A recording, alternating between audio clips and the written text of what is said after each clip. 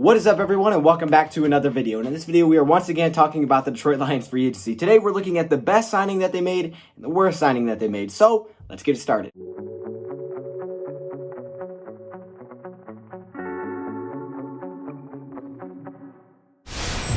Alright, now before we get into the video, I have to apologize. I did delete my last video that I put up about a possible trade, trade back scenario for the Detroit Lions. A couple of them, I deleted that one. So if you're wondering why that's gone, or if you already seen it, I apologize.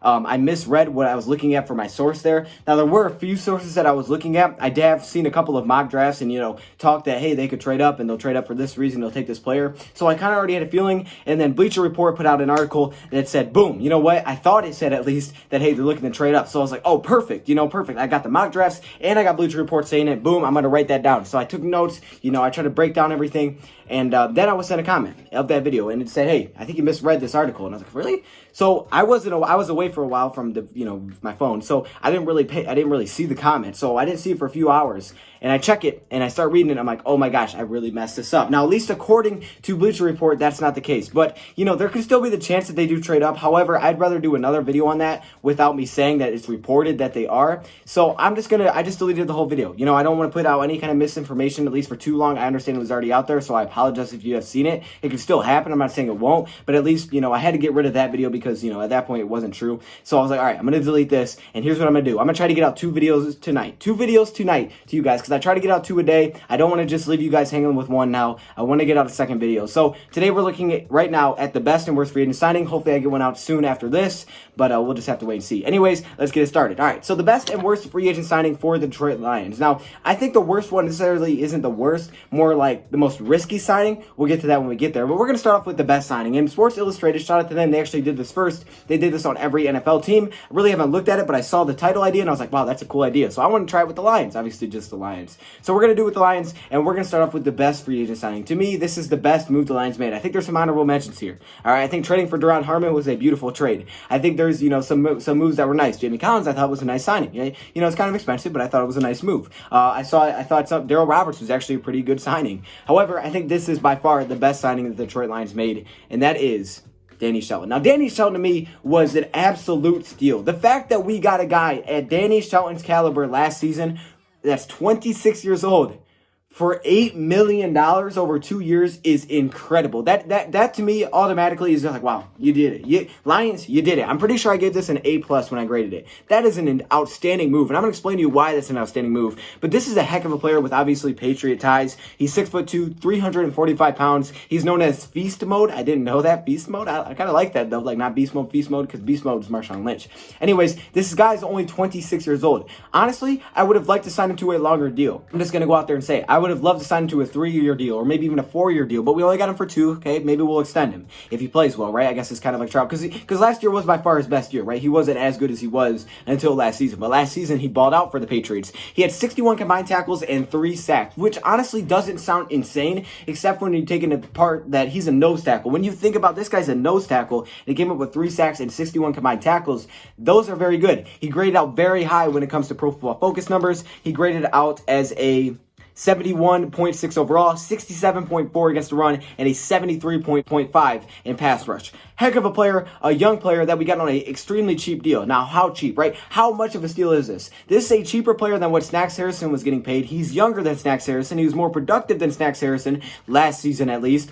And you're just getting an absolute steal here. I wanted to compare it to DJ Reader, right? DJ Reader, the guy that we were all talking about and the guy that I predicted the Lions would sign because it was such a big need. They moved on to Snacks Harrison. They moved on from Ashawn. And all of a sudden, I'm sitting there, okay, I was expecting this to happen. I'm glad it happened. But now we got to find a replacement. Who is that going to be, right? Is that going to be DJ Reader? That was my thought. He's 25 years old. He's probably the best interior defensive tackle, maybe other than Javon Hargrave. I would love to go get this guy, right? But it's going to be a big contract. And the Bengals decided to give him that money. They gave him a 4-year, $53 million deal, which is an incredibly high deal, right? Over $10 million a year. Over 10. That's like, what, $13 million a year? Something like that. They gave him that huge deal. The Detroit Lions got Danny Shelton for $4 million a year. $4 million a year. Can I just what? I'm sorry, y'all. That's an absolute steal. Now let's compare some stats. I told you that that Danny Shelton had 61 combined tackles. DJ Reader had 52 last season. All right, DJ Reader had 2.5 sacks. Danny Shelton had 3 sacks. Yeah, we got you by a half, my boy. So statistically, he measures up even better. Now, if you want to look at Pro Football Focus numbers, DJ Reader grades out a lot higher, right? He grades out an 86.7 overall, 83.3 against the run, a 75.4 in pass rush. Really, the only thing that's super comparable there is the pass rush, which is good because we need a guy that can get, pass rush from the interior. We didn't have that last season.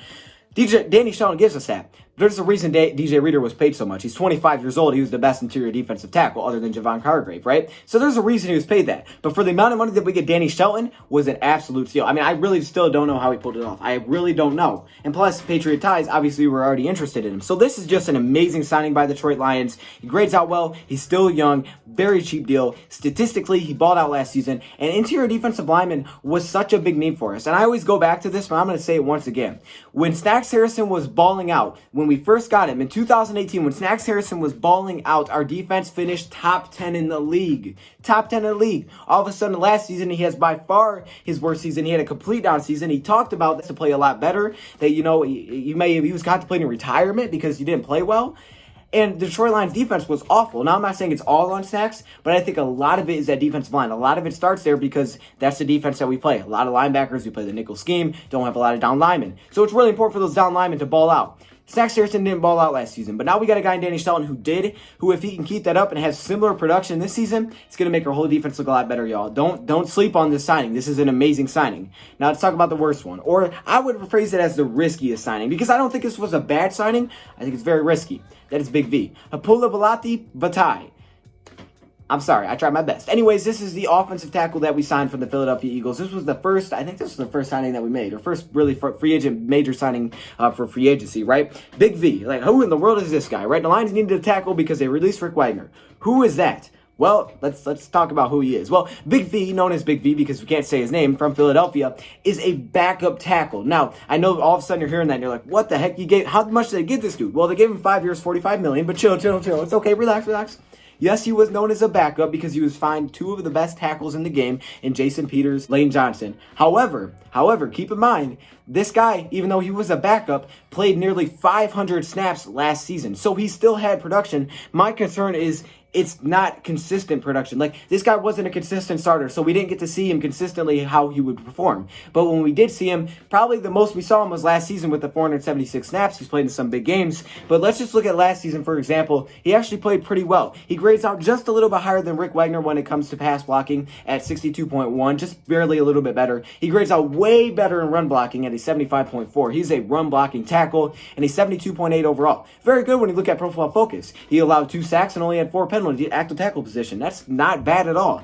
So we signed him for a very big deal, a young player, very young player. The one concern for me is here, the reason that this is a risky signing is because, one, you gave him nearly $10 million a year, but the riskiness of this, and even though I think he can get out of it after 2021, the riskiness of this signing is that he hasn't been a starter, right? He hasn't been a guy that we've seen out there week in and week out, and we know what we're going to get from him. We haven't seen that. We have seen him play in a lot of snaps, but not a starter, right? Being a starter is different. We haven't seen that from him. So that's the major concern here. Can he play well throughout an entire season? Okay, was he worth the big money that we spent here? We really kind of let go of Glasgow for this guy. So was he worth that? We believe he's going to be a right tackle, replace Rick Wagner. That's kind of the thought, so we'll just go with that. So I think this was a good young signing, and it's for the future. You got him locked up for 5 years. Again, the concern, though, is can he, over the course of a full season, ball out? So I wouldn't say it's a bad signing. I just think it's a very risky signing. I think there's some other mentions here. People would put like Chase Daniel. I don't think it was that bad. I really didn't think any signing this offseason was bad. I just think some of them were very risky, and this is one of them. So there you go. Let me hear your thoughts, comments below. I apologize for last video. Thank you for watching, and I'm out.